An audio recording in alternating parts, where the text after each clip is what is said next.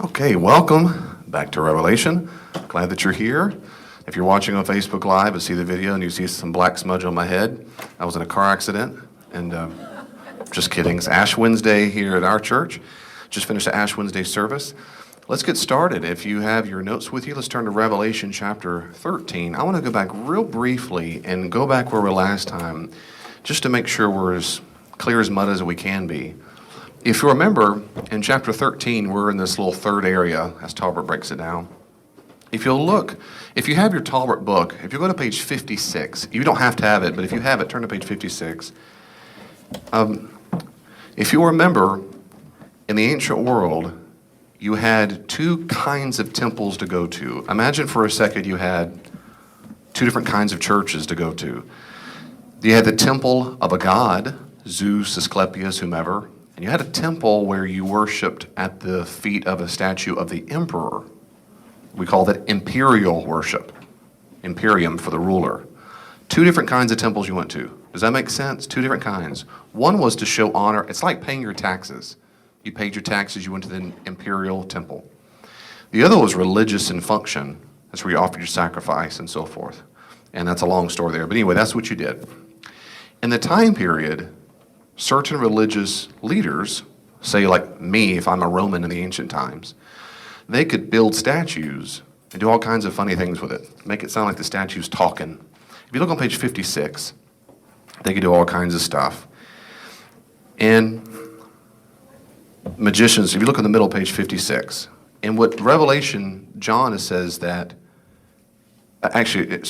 just to make sure we're clear, on Revelation 13, 11 and following. Revelation 13, 11 and following.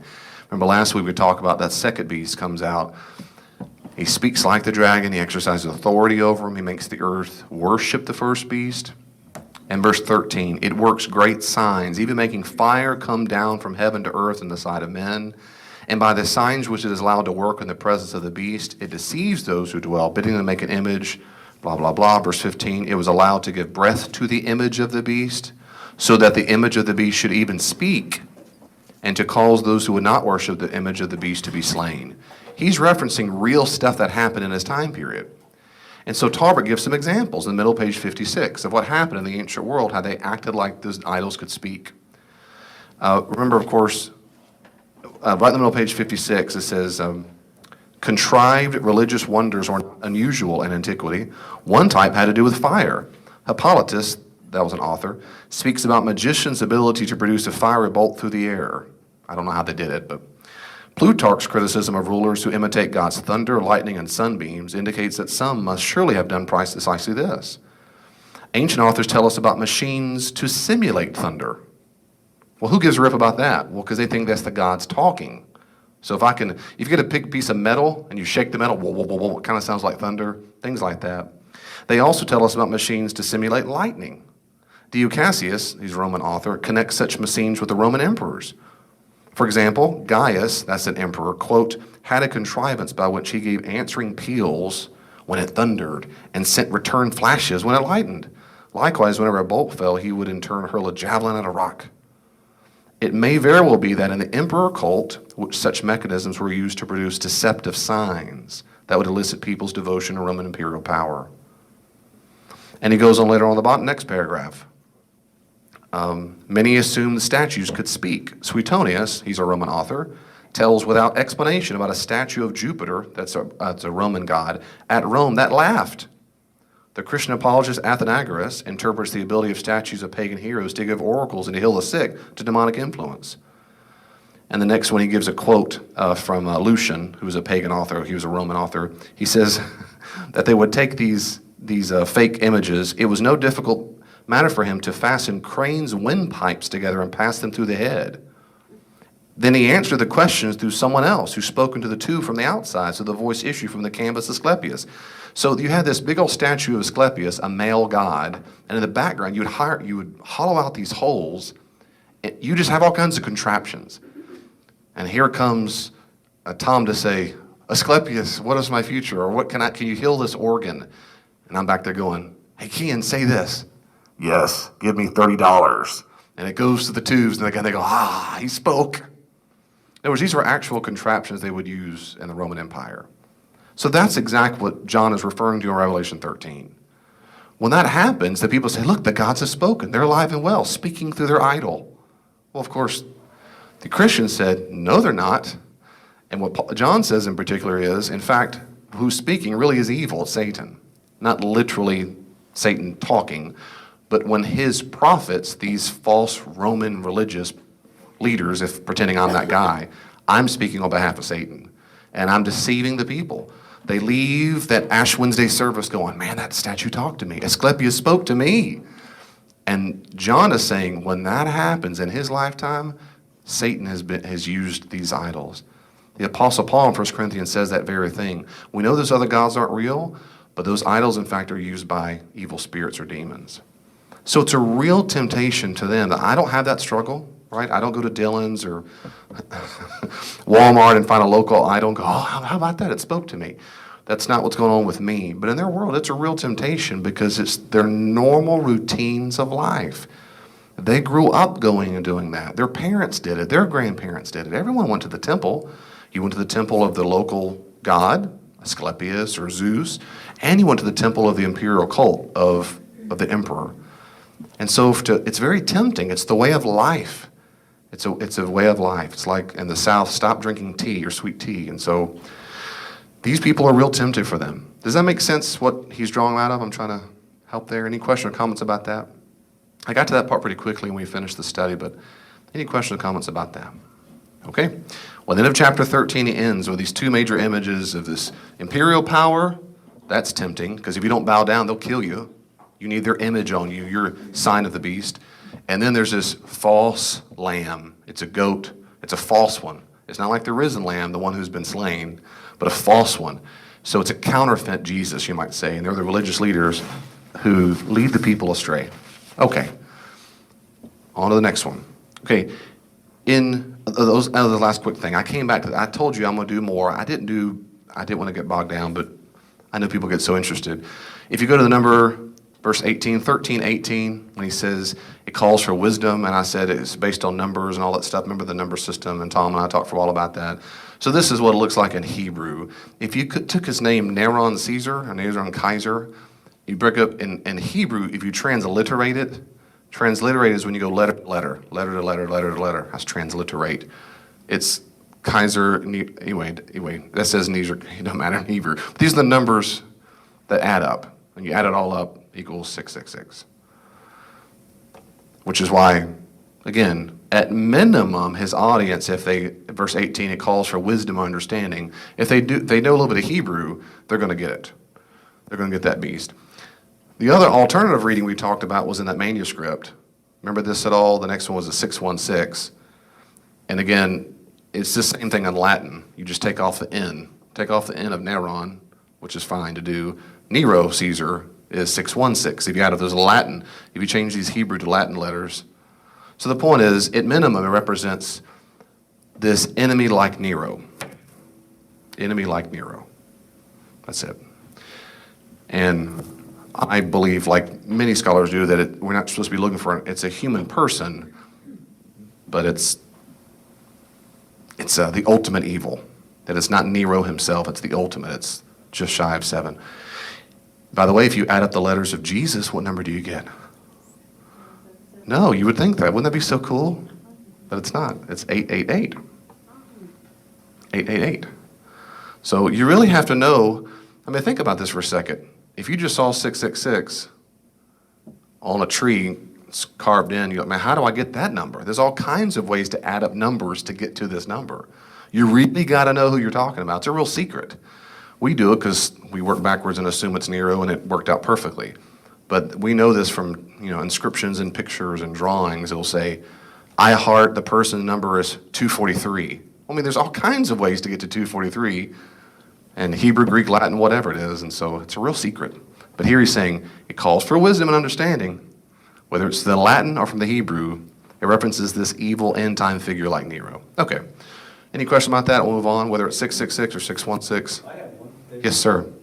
That's right. They put in the alphabet and they all have equal numbers, and that's what they get. Yeah, so it's both. This is before the Arabic numeral system of One, two, or this. It's before this existed, right? Because they don't have this yet in the Roman Empire.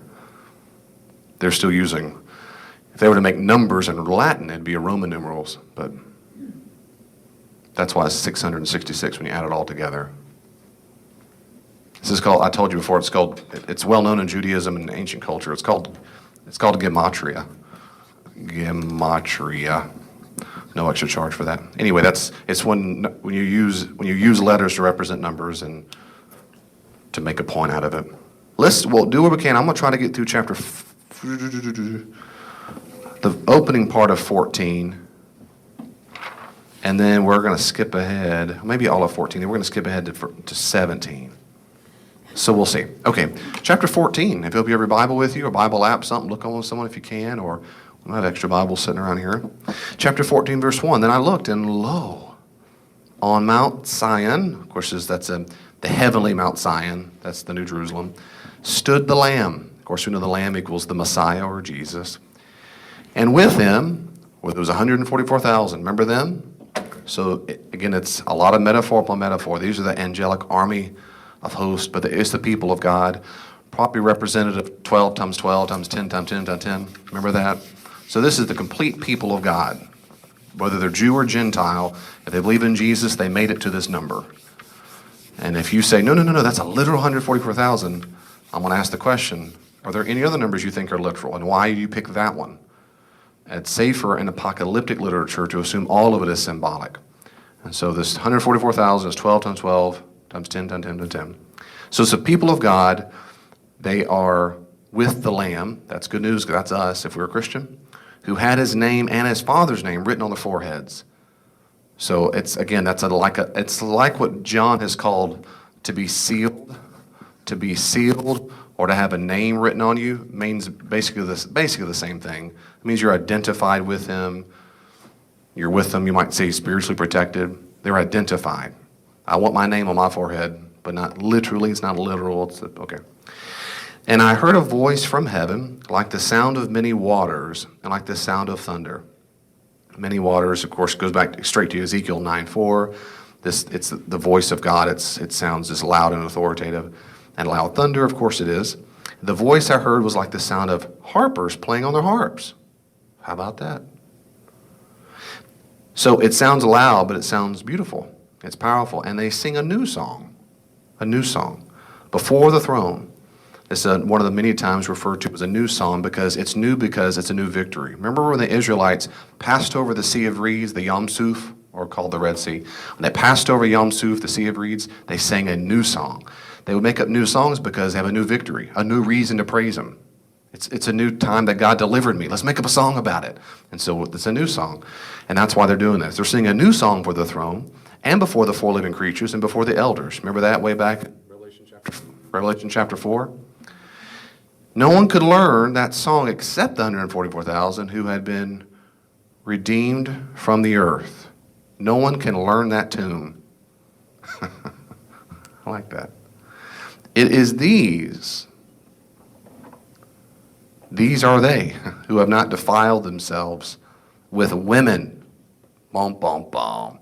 For they are literally virgins. They are virgins. They are chaste. It is these who follow the Lamb wherever he stinking goes. It's in the Greek. These have been redeemed from mankind as first fruits for God and the Lamb. And in their mouth no lie was found, for they are spotless. There's a lot of images there, of course. These are the ones who have not defiled themselves. So what in the world is that? Why is it so bad to be with a woman, and what's wrong with women? Well, a lot of things are wrong with women, and I'm going to talk tonight about, I'm just kidding, that's just a joke. Okay, in a holy war in the Old Testament, the armies who were male, they had to maintain ritual purity. And I put that in yellow. Ritual purity is a pure state that allows you to offer sacrifices and offerings in the Jewish temple. It's like that residue idea that builds up on you.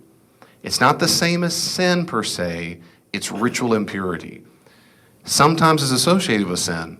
Usually it's not. You can't get in contact with a corpse, ritually impure. Women can't menstruate because there's blood involved, ritually impure. You can't be near this, ritually impure. So what'd you do? You didn't go to hell and so forth, but you had to be either baptized, you had to fast, you had to go to the temple, the priest, and say, what do I do? And there's different times of cleansing or fasting and so forth to get you, you have a timeout because you got ritually impure. Well, we're all adults here. Semen and excrement made you ritually impure. It did. Semen probably because it relates to life. Thus, you weren't supposed to have contact with either one of those before war. You weren't supposed to have it. And if you want, you go look at Deuteronomy 23, 9, and 10, and that's, well, some of you are, I'm afraid to read that in front of your presence. And 13 and 14, and then 1 Samuel 21, 2 Samuel 11, they all talk about that, how you can't be near it. And they'll say, God, I didn't do anything. Whether they did it to themselves or someone else or with a wife, whatever, you can't be near it. If you compare that to Isaiah 4, 3-4, Isaiah uses in the metaphorical sense. That is, you'll see it's a metaphor, which is what John does. That's what John does. So he's not literally meaning an army of people who've never been in contact with this stuff. That means they're pure. That's all this means. But since I'm not a Jew, it doesn't ring true immediately. I got to know my Old Testament. But then understand, this is like a holy army who has been set aside and pure. It's a vast, pure, holy army. So they not defile themselves because they were, quote, virgin, they were chaste, and that's what makes them pure. And they have follow the Lamb wherever he goes. Wherever he leads, I'll go. I'll follow my Christ. You know that song? Ever heard that tune before? In Baptist world, it's extremely, I'll follow wherever he leads. Anyway. It's like Just As I Am. Ever heard of that one before? Just as.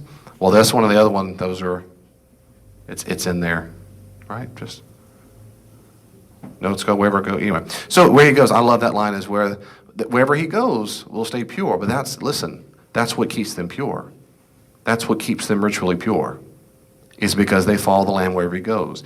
And John makes it very clear that where the Lamb went was to the cross. He went to the point of death. If you follow the Lamb, you stay pure. You get a name on your forehead. You get sealed. You get a crown. You get a new stone with your name on it. John says it 500 different ways. You make it to the world to come. You get a reward. I mean, on and on. You get to the heavenly banquet. You get a feast. The point is you want to do that. These have been redeemed as the first fruits. First fruits, of course, everybody knows that you're farming and the harvest comes in. The very first fruits demonstrates the harvest is just about to be taken in. And that's good news. Paul says in 1 Corinthians 15 that when Jesus was raised from the dead, he's the first fruits of those who have died. We're going to be like him. We get a resurrected body. So if we could see him now, we go, oh, we're going to look kind of like that. That'd be great. And in their mouth no lie was found, for they're spotless. There's no lie unlike all the people in the lamb and the goat and the false prophets. That is to say, the Roman religious system. They lie against the truth. They claim it for themselves. They want people to worship them. Well, that's a lie. That's false. These Christians are the ones who do not lie like that. That is to say, they don't worship them. They don't lie against knowing Jesus in the face of persecution. They don't lie and say false things about the power of Rome and how it is so powerful. And they don't lie. That's they don't join in. And then, so we have this opening scene. If you look on your outline, I just did that real quickly in your outline, those who have it. That was the opening scene. And then we have the 7 agents of judgment. I saw another angel flying in mid-heaven. So the idea for them is this is universal. You might say, well, no, it's not, because the curvature of the earth means about, well, they don't think that way. The earth is very small, and this is still somewhat cosmic. The point is, flying in mid-heaven means all people could see or hear it. With an eternal gospel, that is no beginning and end, is going to go on, to proclaim to those who dwell on earth, to every nation and tribe and tongue and people.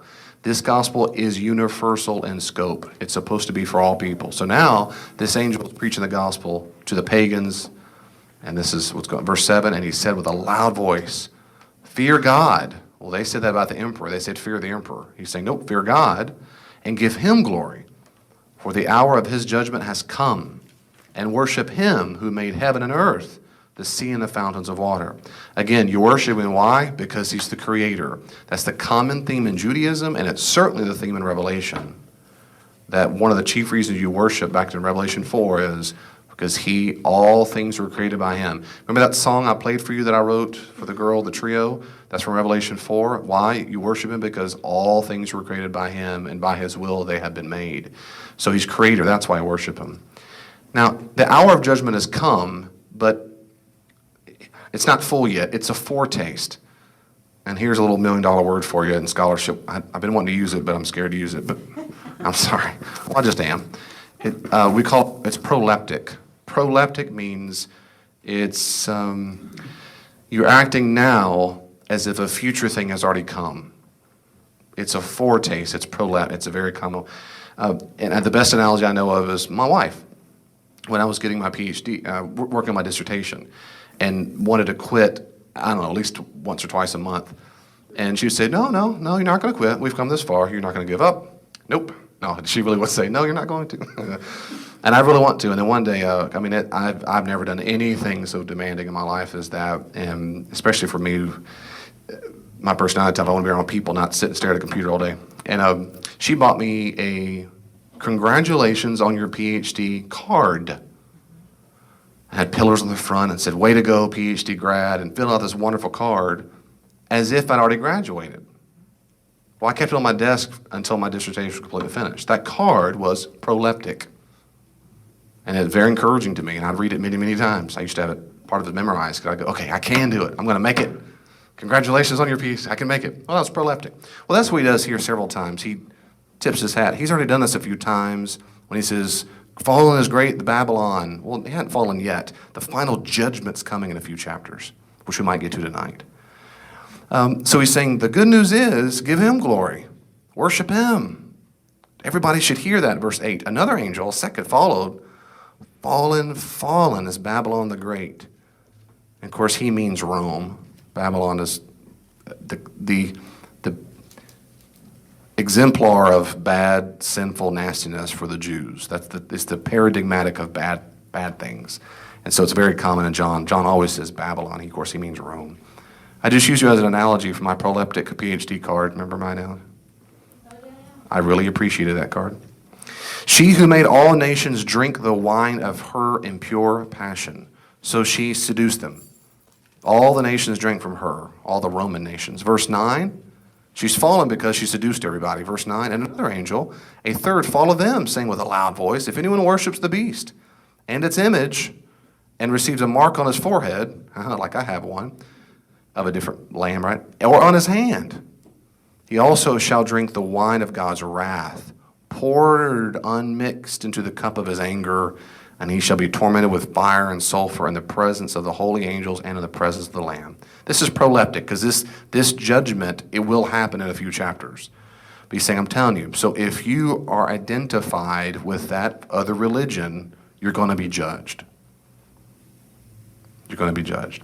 Verse 11, and the smoke of their torment goes up forever and ever, and they have no rest, day or night, these worshipers of the beast and its image, and whoever receives the mark of its name. He didn't say everybody goes straight to hell. He says those who worship. There's still a chance for them to say no. He still wants people to repent. And notice also that into verse 10, their burning is the wrath goes upon them in front of the angels in the presence of the Lamb.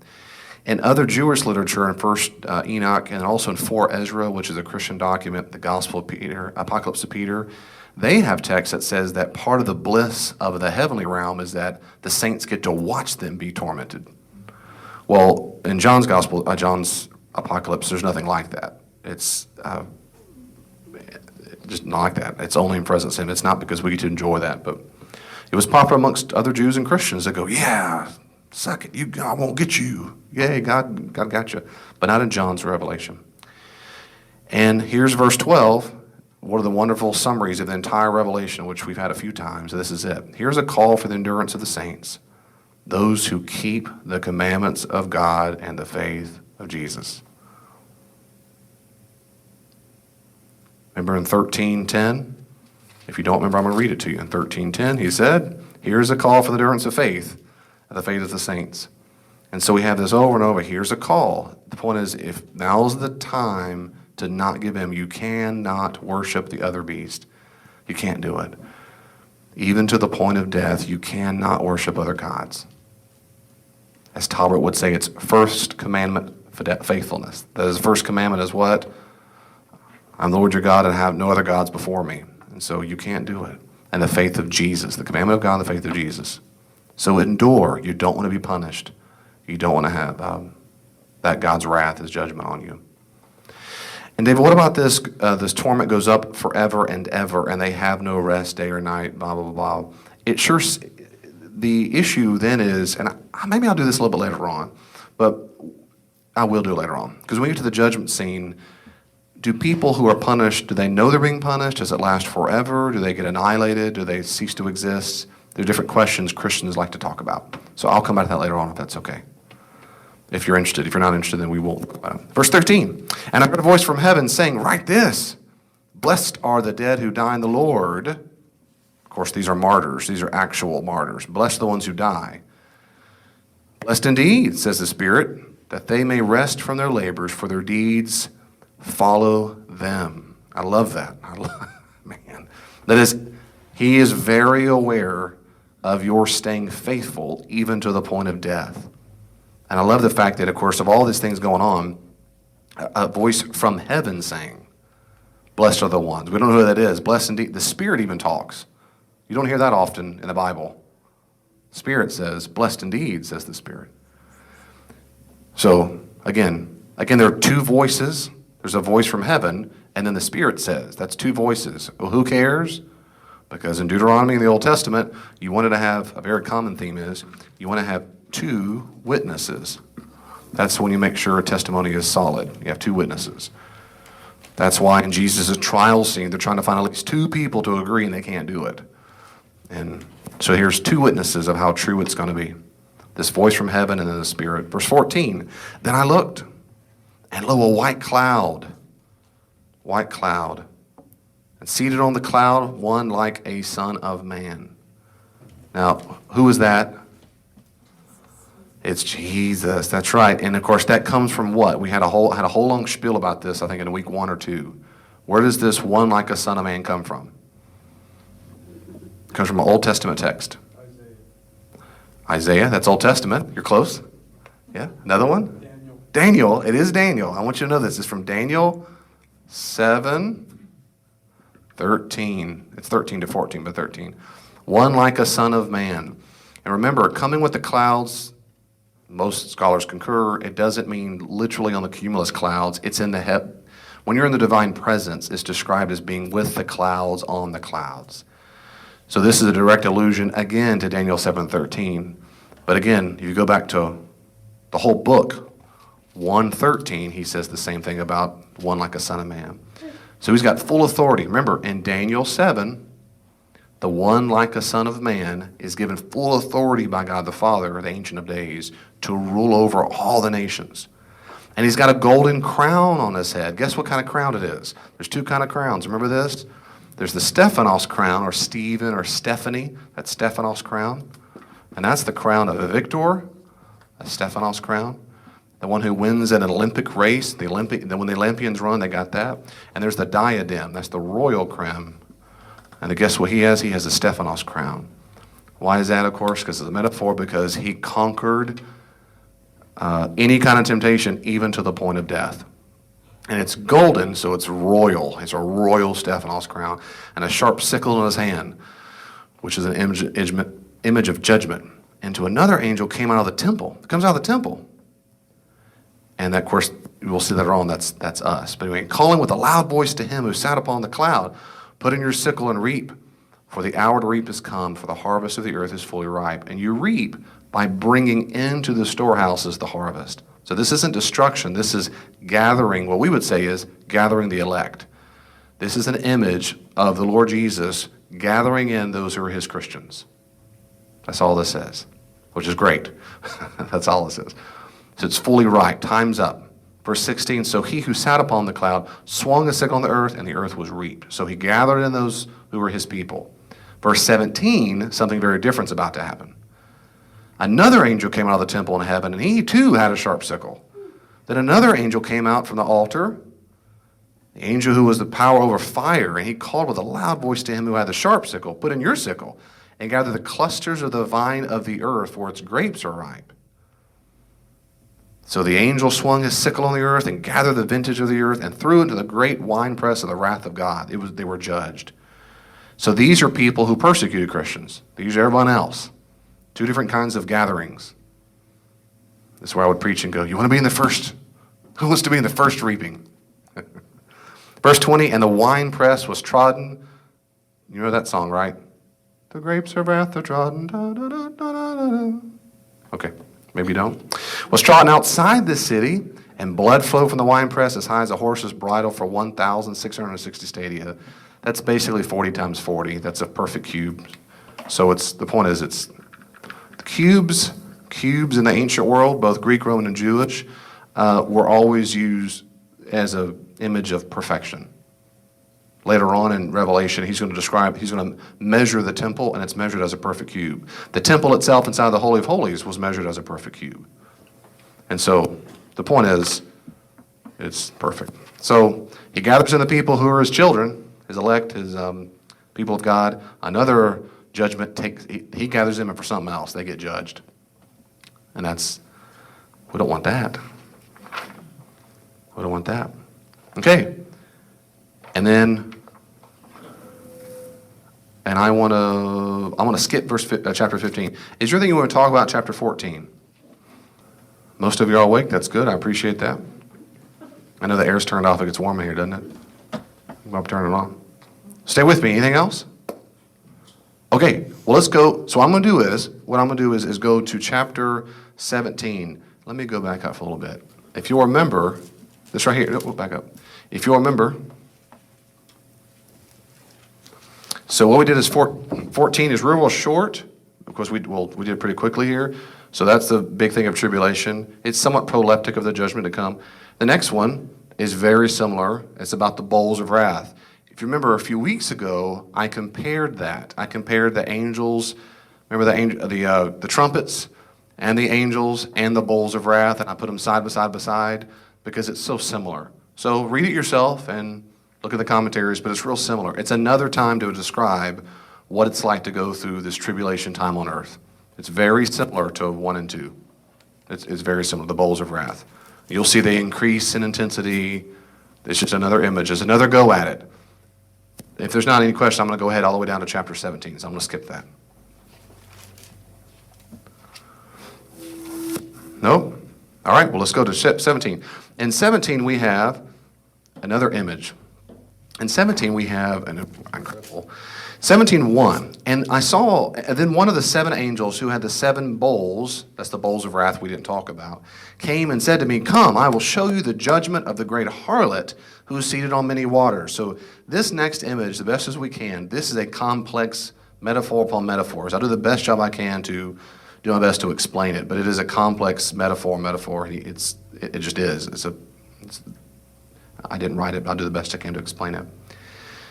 But it's very similar. Most scholars concur that this is just another image of the beast in Revelation 13. He's just giving another way to describe it.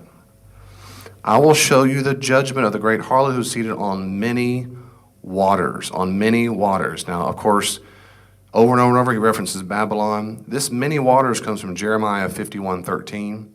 Oh, he's the judgment of Jeremiah 51. He says, "O you who dwell by many waters, rich in treasures, your end has come, the thread of your life is cut." That's a judgment in Jeremiah's time of the literal Babylon. Now, why does he say many waters? Because Babylon's over here, and the Euphrates River and Tigris River had tons of tributaries, and they call those different many waters. So in Jeremiah's time, there was an actual Babylon that he's saying God's going to judge you. John uses that image to talk about Rome. You with me? Maybe? So seated upon many waters is the nation of, basically, it's Rome. Rome doesn't sit on waters. He's using a biblical analogy about Babylon, his favorite bad guy, to use it against Rome. And he's going to make that real clear in a second. He will make it real clear. Okay, so look at verse 2. With whom the kings of the earth have committed fornication. That's a standard, remember we talked about this? This is standard prophetic judgment. Remember Israel, when it worships other gods, they say they're whoring around. Remember that? The prophets say one time, is it Amos, says that it's like you're a donkey in heat. You can't wait to mate with other people. That's a metaphor for you want to worship other gods. So this fornication is the idea you can't wait to do it. So everybody, all the kings of the earth have committed fornication with Rome, and with the wine of whose fornication the dwellers on earth have become drunk. All of Rome's been influenced by it. Okay?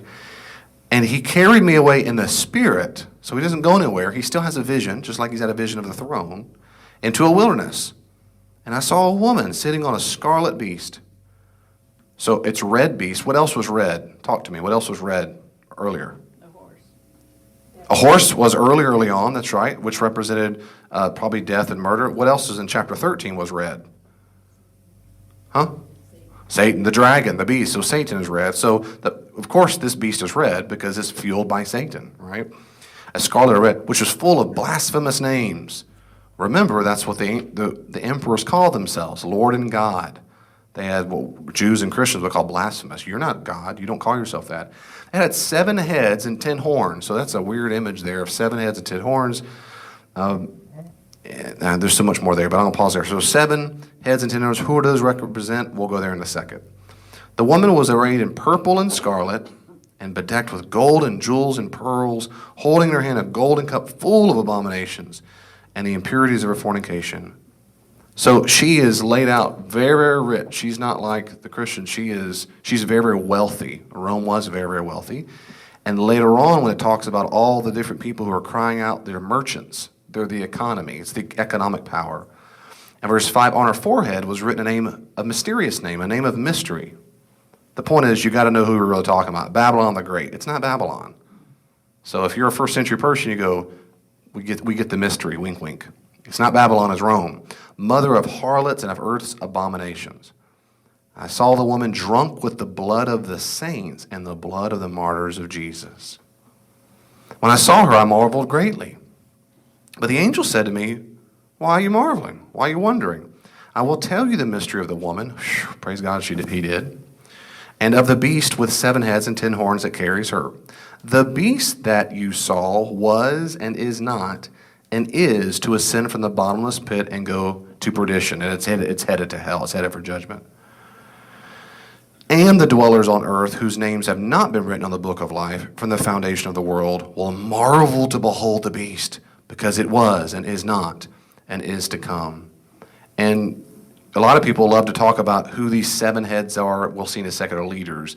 And just for fun, this is the nonsense that's out there. If you do a Google search, what I'd do that for fun to figure out what people are calling these heads. This is one of them.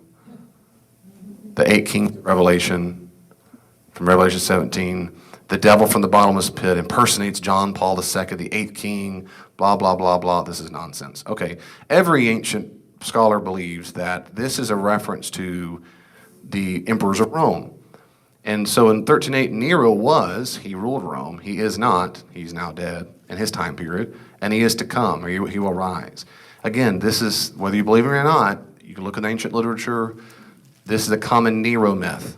You think he's dead, but he didn't. He's really going to come back with the old Parthians, and the Romans can't stand them. They're off in the east. They're going to come, he's going to come back and be the boogeyman.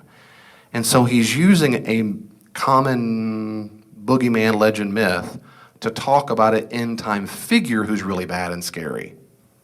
He's using a myth to really talk about an end-time bad guy. With me so far, basically? So it seems to be the case that that beast of Revelation 13 is probably this idea, the Nero myth probably represents the sense of Rome. But all of these heads, what's going on with these heads here? Let me go ahead and let me keep reading here. Verse 9, this calls for a mind with wisdom. He's saying, you got to understand this. So he's saying, look beyond the literal. The 7 heads are 7 mountains. Boom, right away you think Rome. Because everybody knew in Roman culture that Rome was built on 7 hills. So he's saying the heads really represent 7 mountains on which the woman is seated. He's trying to help them understand, I'm not talking about Babylon. I'm talking about Rome. They are also 7 kings. Well, turn. So now they're both heads, they're mountains, and they're kings. So he's using a double metaphor. Okay. You with me so far, kind of? Okay. So the heads represent mountains, wink, wink, it's Rome. Those dragon heads also represent kings, 5 of whom have fallen. They're died. One is, right now, the present king. The other has not yet come. If 5 plus 1 and 1 that come means, which one are we waiting on? We're waiting on the which one? The 7th or 8th one, blah, blah, blah. Okay, well, if you go by what, this might be hard to read from a distance because it's kind of grainy. But the first emperor is Augustus, Caesar Augustus. You have Tiberius, Caligula, Claudius, Nero. 1, 2, 3, 4, 5. Galba, Ortho, and Vitellius, they were all very similar. So it's difficult to tell what he has in mind. Then you have Vespasian and Titus, Domitian, and so forth. So we just don't know which ones he's talking about. Does he start with Tiberius? Does he start with Augustus? Does he count the ones that happened in the same year, Galba, Otho, and Vitellius, these 3? Does he count them as one head, or does he count all 3? And so, but people, it doesn't stop the average. These are all the rest of all the other emperors, all the way to the middle of the 3rd century. Decius did not like the Christians. Boy, he didn't like them, and neither did Trajan at all, and Domitian hated them too. And most people think Revelation was written around the time of Domitian. So if you go on Google and Google your books, they're going to try so hard to figure out exactly who these kings are, and they're going to make up all kinds of things like this and say, oh, no, it represents the Pope. You can go online and look at different kingdoms. The heads are really not kings, but kingdoms. So it's the Greeks, then the Romans, then this, all the way to the Americans, and then it's the Russians, and they make up all kinds of stuff. Most people who read apocalyptic literature don't do that. We look for this because we think John spoke a message to his people. Remember, we talked about this a lot. It would have made sense to him. It would have made any sense to write this to his churches of Asia Minor, to talk about Russia or the Pope. So instead, what he's talking about, he's pulling this image of there's one earthly ruler who's not yet come. That would be the 7th one. And that's the full one, that last one, whomever that is. And in verse 10, and when he comes, he must remain only a little while. When the 7th one comes, it ain't going to last long. This is the ultimate bad guy. It's that Nero myth. There's going to be one bad guy. Now, let me drop a little footnote, as my professor used to say. Let me drop a little footnote, Wayne Stacy. Real briefly. So what he has in mind here is who Paul calls in 1 Thessalonians and 2 Thessalonians, I apologize, the man of what? Lawlessness. Is there 2 S's in there? Well, I don't remember now. Spell check. The man of lawlessness, if you're reading 2 Thessalonians. And it's also in the gospel, Jesus will talk about false prophets who will lead people astray. What became an image in Judaism and Christianity is an end-time ruler figure who's a real bad guy. Whether it's a literal earthly or end-time cosmic, you make up your own mind. But this person will represent the bad guy. There's one term everybody's heard. This is the great irony because it has nothing to do with this. You know the other term everybody's heard? Antichrist. Okay? Antichrist, you've heard that term before because, well, thank you, dispensationalism and otherwise. Antichrist actually has nothing to do with this. Antichrist comes from the letters of 1 and 2 John, and it's used specifically, and I'm also going to put it on the screen, but I don't want to go there unless you want to, but this Antichrist is something specific to do with John's community in the letters of John.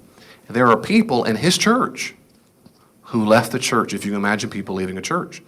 And they left because of their theology. They left because this small group of people, well, there's a group, we don't know how big or small they are. They left the church because they were arguing that Jesus wasn't really human. He just seemed like it. He seemed like it. So he looked like it. He seemed, and the Greek word for seem, if I spelled it in English, it would look like this. It'd be dokeo.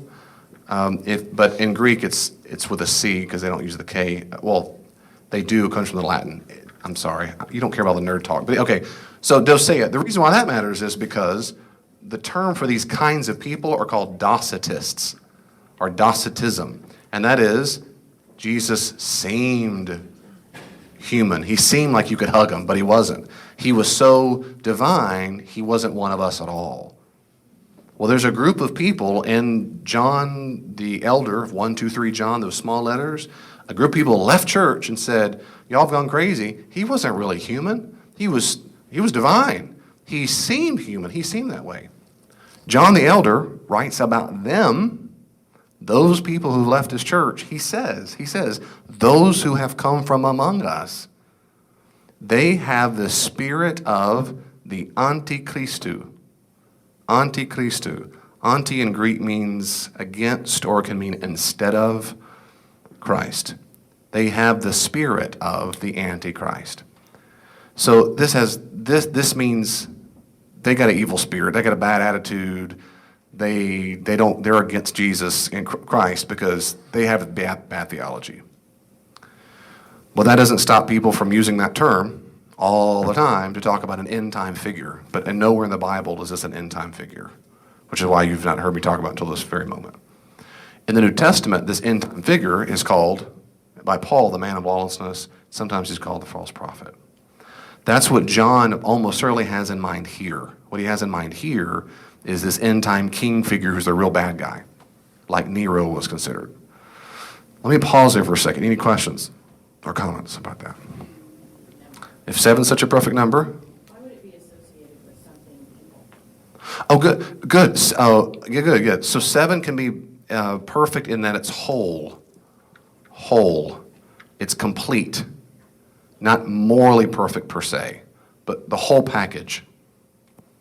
It's like today, well, and like 3 is some of that way, but that's how it is today. Most time now, if you write a sentence, well, I mean, very few times does someone say it was blank and blank. They have to have blank, blank, and blank. You just got to get to the third one. That's the idea. They do that with 3 and with 7. So it's complete. Or in modern times, we use 10 as a number 2. I was listening to Donald Trump's talk to Congress, and he said in 9 years, or 7 years, whatever it is, we'll be at 250-year anniversary of our country. But he had to round it off to 0. But everybody does that. Well, the 100th year anniversary, the 200th, in other words, that's really special. Why is that more special than 197?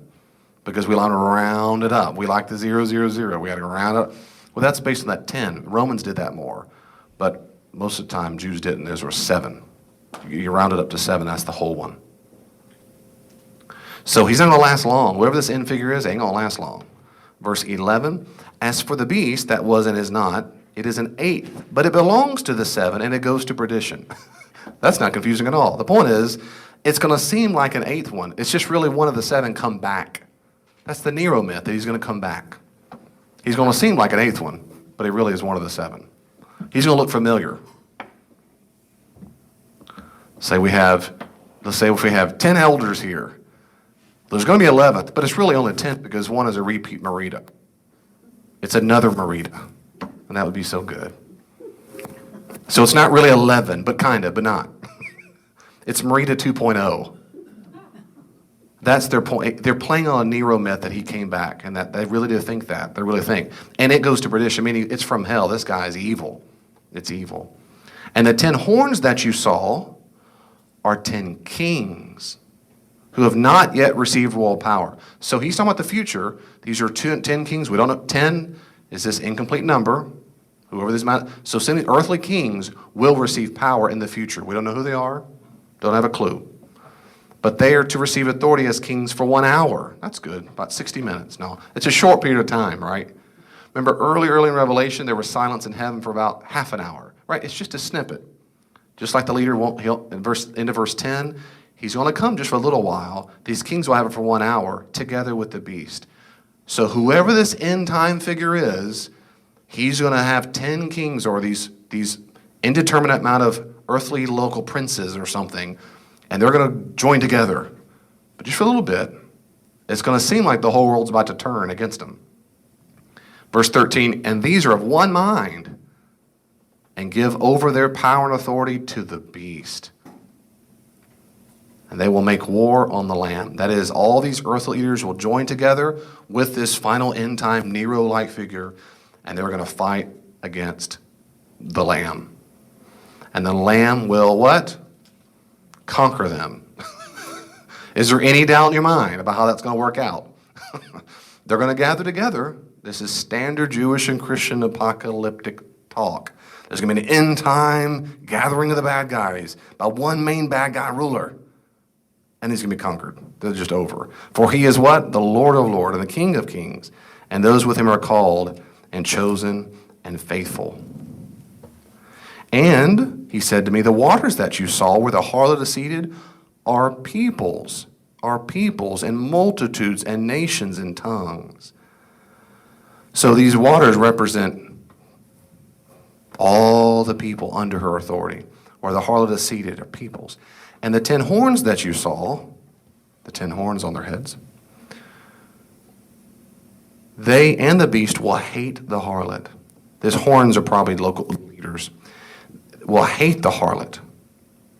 They will make her desolate and naked and devour her flesh and burn her up with fire. For God has put it into their hearts to carry out his purpose by being of one mind and giving over their royal power to the beast until the words of God shall be fulfilled. And the woman that you saw is the great city which has dominion over the kings of the earth.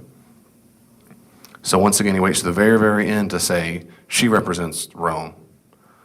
Now, the reason why Talbert thinks that this is primarily representing the economy, the economic power of Rome, who gets drunk off the riches of all the nations, is because of what happens next, which we're not going to do now, but in fact, you can read it on your own. Because in chapters 18, what we call chapters 18, all the way, well, it's a long chapter of 18, and 19 is bad too. That's finally getting to the final judgment. And 18 is a bunch of people crying out, going, oh my goodness, it's horrible, because blah, blah. If you look in verse 19, so 18:9, he speaks, and the kings of the earth, 9, look in verse 11, the merchants of the earth. If you go down to verse 17, the shipmasters and seafaring men, sailors. You see how the heading's there? So this is all the power of the economic power of Rome, who got drunk off of her wine. But let's go back to the beginning one more time, because he wants to beat this drum all the way back to verse 4. This is the cry to the Christians. Verse 4, come out of her. Listen, come out of her. I love how Richard Bauckham says it. You don't conquer her. Christians do not conquer Rome. We don't fight her. The call is never to conquer her. It's to come out. Be removed from that. Don't give in to the temptation. My people, lest you take part in her sins, lest you share in her plagues, for her sins are heaped high in heaven, and God remembered her iniquities. So come out. And so we have this long chapter of all the people going, oh my goodness, judgment's here, and they're so sad, upset.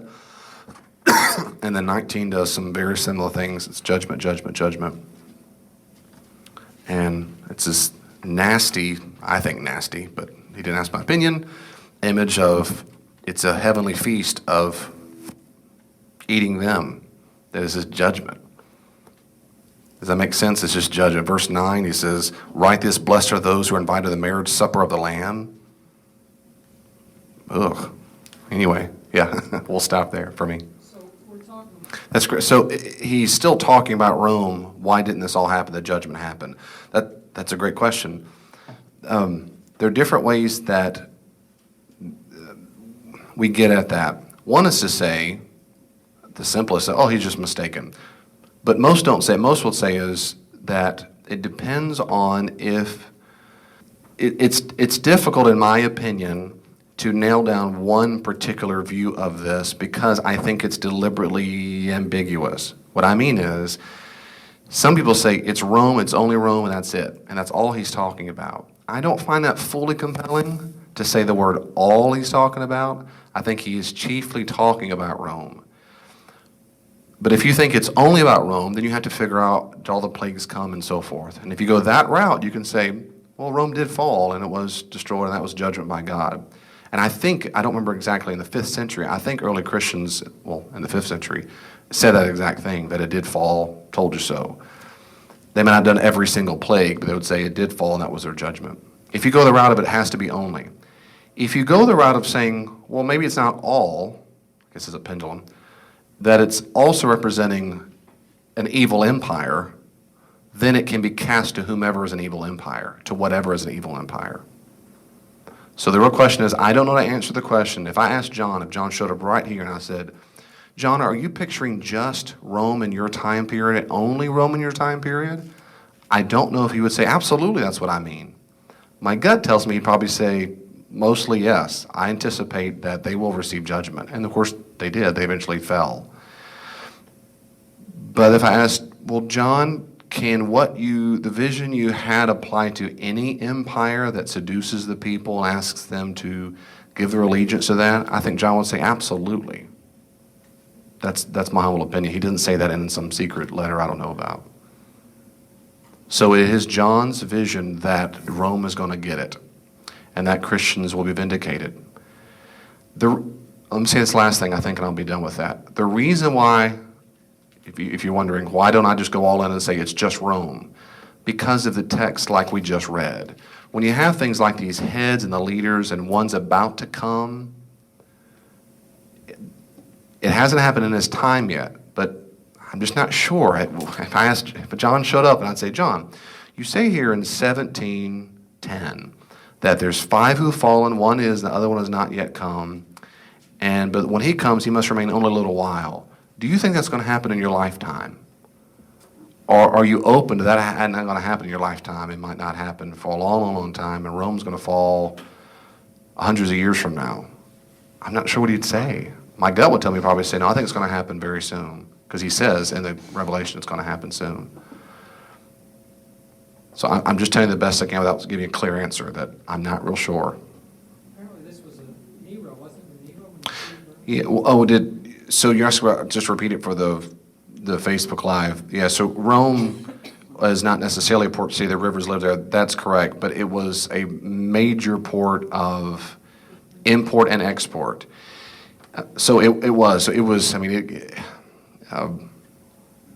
Maybe we can. I didn't plan on going through all the different examples in Roman literature for how much money they made and how much harvest they took in, like from Egypt, all the grain. It was the hub. It was kind of like in New Orleans, or that's the best analogy is New York, but that's not. Now there's no analogy because we have such a worldwide understanding of that stuff. But say in the middle of the 19th century for New York and all the immigrants, it was the major gateway. Well, that's all it was for Rome, for the Roman Empire, for most people. You asked the question, was there a fire? Yes, there was a fire, and under Nero, and several Roman sources talk about the fire. In fact, they blame Nero. Nero blamed the Christians, but even the Roman author said that was a load of junk, that he did it. So where were you going with the fire? Are you talking about the fires here? Yeah. Like in verse 19, and then he says, in 1 hour she has been laid to waste. Yeah, again, the 1 hour bit, it didn't take long for judgment. Judgment's about to come. They cried and cried. Yeah, how could this happen? And if you're a persecuted Christian, that sure is good news. To think about Rome, the government that kills you and persecutes you and tempts you, they're going to be judged. When it always comes to the application like, has it happened yet? I'm always going to be,